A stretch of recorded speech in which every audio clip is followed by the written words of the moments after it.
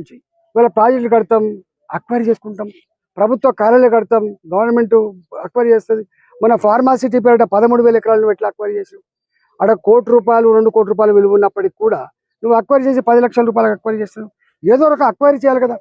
నువ్వు అక్వైరీ చేయకుండా నీ తాత జాగీర్ లాగా నువ్వు ఇవాళ వచ్చి ఇవాళ మొత్తం కూలగొడతా, నువ్వే ఇవాళ కొత్తగా పుట్టొచ్చినట్టుగా, నువ్వే కొత్తగా ముఖ్యమంత్రి అయినట్టుగా, అంతకుముందు ప్రభుత్వాలు లేనట్టుగా, ప్రభుత్వాలకు ఈ ఎకలాజికల్ బ్యాలెన్స్ గురించి లేకపోతే ఇతరత గురించి ఆలోచించడానికి మాట్లాడే మాటలు థర్డ్ క్లాస్ మాటలు ఇవి. నేను అడుగుతా ఉన్నా, ఇలా వాళ్ళు అంటున్నారు మేము చెరువులను కాపాడాలి. నేను అంటున్నా, చెరువులు కాపాడే ధైర్యం నీకుంటే, దమ్ముంటే, నిజంగానే ఆ మంచి అభిప్రాయం అనుకుంటే నా హుస్సేన్ సాగర్లో తాగే నీళ్ళు లెక్క తయారు చేసి ఫస్ట్. ఇవాళ హైదరాబాద్లో ఉన్న అన్ని చెరువులు పంట పొలాలకు నీళ్ళెచ్చుడు కాక అవన్నీ కూడా మురికి కూపాలుగా మారిపోయినమాట వాస్తవమా కాదా? ఇవాళ ఆ చెరువు చుట్టుపక్కల ఉన్న వాళ్ళు దుర్గంధపూరితమైన బతుకుతున్నారు. ఈగలు, దోమలు, గుర్రపు డెక్క వాసన, అసలు జ్వరాలు. ఎవరు కట్టుకున్నారంటే తక్కువ ధరకు వస్తుందని చెప్పి వాళ్ళు కట్టుకున్నారు. నేను అంటున్నా ప్రభుత్వాన్ని, ఇవాళ మీరు వాళ్ళకు సామాన్యులు కావచ్చు, వాళ్ళు నీతో యుద్ధానికి రాకపోవచ్చు, వాళ్ళు కోర్టు మెట్టెక్కే డబ్బులు లేకపోవచ్చు, కానీ వాళ్ళ ఏడుపు, వాళ్ళ కన్నీళ్ళు, వాళ్ళ ఉసురు నీకు తాకకుండా పోయి గుర్తుపెట్టుకో. నువ్వేమనుకుంటున్నావు?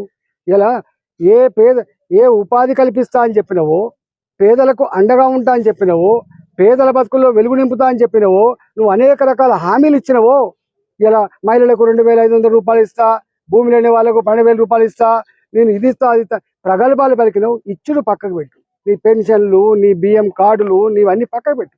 కానీ వాళ్ళ కాళ్ళ మీద వాళ్ళు బతికేటువంటి సామాన్యుల బతుకుల్లో మట్టి కొట్టి నువ్వు వాళ్ళ జీవితాల్లో ఇలా నిప్పులు పోసి నువ్వేం సాధిస్తావని చెప్పి రేవంత్ రెడ్డి అడుగుతున్నాడు. ఇక నీకు ఏం మానవత్వం ఉంది? నువ్వు అనుకుంటున్నావు నువ్వు చాలా గొప్పగా చేస్తున్నా.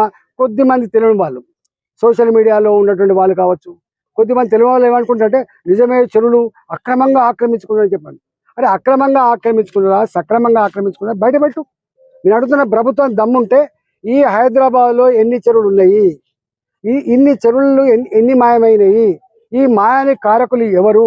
ఇవాళ బతుకమ్మకుంట అంబరిపేటలో ఎవడు మాయం చేసిండు? ఇవాళ నేను చాలాసార్లు చెప్పిన, కరీంనగర్లో 3 కుంటలు ఉండే 3 చెరువులు ఉండే, దాంట్లో కలెక్టరేట్ కట్టాడు. ఇవాళ అనేక చెరువులు, అనేక కుంటలు. ఇవాళ ఇక్కడ కృష్ణకాంత్ పార్క్ ఉంటుంది, ఈసుబుడలో ఉంటుంది, అనేక చెరువులు. మాసప్ ట్యాంక్, దాని పేరే మాసప్ ట్యాంక్, ఇలా క్రికెట్ గ్రౌండ్ అయిపోయింది.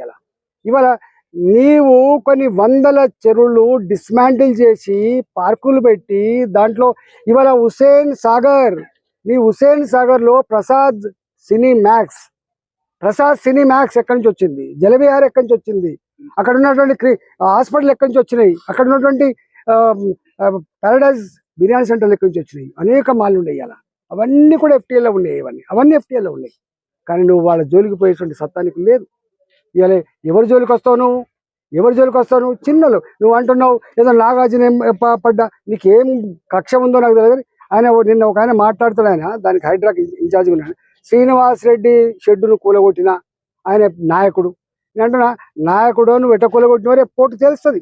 అసలు ఎంత దారుణం అంటే, షెడ్లు కూలగొట్టి పోలే వీళ్ళు, షెడ్లు కూలగొట్టి అందులో ఉన్న సామాను కూడా డోజర్లు ఎక్కించి అంటే ధ్వంసం చేస్తుందంటే ఎంత కక్షపూరితంగా ఉన్నారు వీళ్ళు, ఎంత ద్వేషపూరితంగా ఉన్నారు వీళ్ళు అంటే వాళ్ళ బతుకుల పట్ల ఎంత హీనంగా వ్యవహరిస్తున్నారో దాన్ని బట్టి మనకు అర్థం కావాలి. తప్పకుండా ఇవన్నీ అంటున్నా, ప్రభుత్వం ఏ పేదల ఆస్తులైతే ధ్వంసం చేసిందో వాళ్ళ అసెస్ చేసి, నువ్వు నష్టపరిహారం కనుక ఇవ్వకపోతే నువ్వు అనుకుంటున్నావు ఇది ఇక్కడితో ఆగిపోద్ది అనుకుంటున్నావు. వాళ్ళ ఉసురు, వాళ్ళ దుఃఖం, వాళ్ళ కన్నీళ్ళు ఊరికే పోవు. వాళ్ళకు అండగా కోటాను కోట్ల మంది ప్రజలు ఉన్నారు. ఇలా హైదరాబాద్లో చెరువుల పక్క పొంటి కానీ ఆనాడు మనిషి తిరిగినటువంటి అడవులలో చెట్లు వేసుకొని గుడిసెలు వేసుకొని జీవించడంతా కూడా పేదవాళ్ళే. ఇలా వాళ్ళ సంఖ్య వాళ్ళు ఏదో 5 లక్షలు 10 లక్షలు కాదు. హైదరాబాద్లో ఉన్నటువంటి వీళ్ళ కంటే కూడా అత్యధిక పాపులేషన్ కలిగినటువంటి పేదలు కంటి మీద కొనుక్కులేదు. ఇప్పుడే అంటుండే ఆయన సార్ ఇది కూలగొట్టి నిజమే, కానీ పక్కకున్న వాళ్ళంతా కూడా ఇలా వాళ్ళు భయపడుతున్నారు సార్, నిద్రపోతలేదు సార్ అని చెప్తారు. అరే నీకు కోర్టుల మీద ఎందుకు నీకు ఇంత అపనమ్మకం? ఇలా సాటర్డే అయితేనే, సండే అయితేనే కోర్టులు మెట్లు ఎక్కలేరు అంటే కోర్టులు గంట అనాలోచితంగా ఉంటాయా? కోర్టులకు ఆలోచన లేదా? కోర్టుకు మానవత్వం ఉంటుంది. ఇవాళ హైకోర్టు ఇట్లాంటి పేదవాళ్ళు రేపు ఎప్పుడన్నా నష్టం జరుగుతుందని చెప్పి ముందస్తు గమనించి ఎక్కే మెట్లు కోర్టు మెట్లే. ఆ కోర్టు కూడా సాటర్డే ఉండదు కాబట్టి, సండే ఉండదు కాబట్టి, అంటే మీకు జడ్జిల మీద నమ్మకం లేదు, చట్టాల మీద నమ్మకం లేదు మీకు. మీకు కోట్ల మీద నమ్మకం లేదు, మీకు దేని మీద నమ్మకం ఉంటుంది? అంటే సాటర్డే సండే వచ్చిందంటేనే నువ్వు డోజర్లు బయటకు వస్తున్నాయి, నువ్వు కూలగొడుతున్నావు. అర్థం ఏంటంటే వీళ్ళు ఎక్కడ పోతారో కోర్టుకు, ఎక్కడ స్టే తెచ్చుకుంటారో వీళ్ళు కోర్టు. అంటే కోర్టులు స్టే అట్లనే ఇస్తాయా? ఆలోచించిస్తాయి వాళ్ళు. ఇలా వాళ్ళు మాట్లాడుతున్నారు చెరువులు కాపాడవలసిందే. చెరువులు కాపాడవలసిందే రా. నీ భూమి ప్రభుత్వ పరమైన భూమి ఎంత ఉంది, ప్రైవేటు పరమైన భూమి ఎంత ఉంది, కాపాడుద్దా? ఇవాళ ఈ నల్ల చెరువులో పేదల గుడిసెలు పీకి వాళ్ళ జీవితాల్లో మట్టి కొట్టినటువంటి దుర్మార్గ ప్రభుత్వం ఎక్కడ కూడా తప్పించుకోజాలదు. తప్పకుండా ప్రజలు, చాలామంది మేధావులకి నేను విజ్ఞప్తి చేస్తున్నా, పర్యావరణవేత్తలకు విజ్ఞప్తి చేస్తున్నా, మీరు టీవీలలో ఈయన చేసే పని చూసి ఆహా ఓ అనేటువంటి వాళ్ళకు రా ఎంక్వైరీ చేయండి.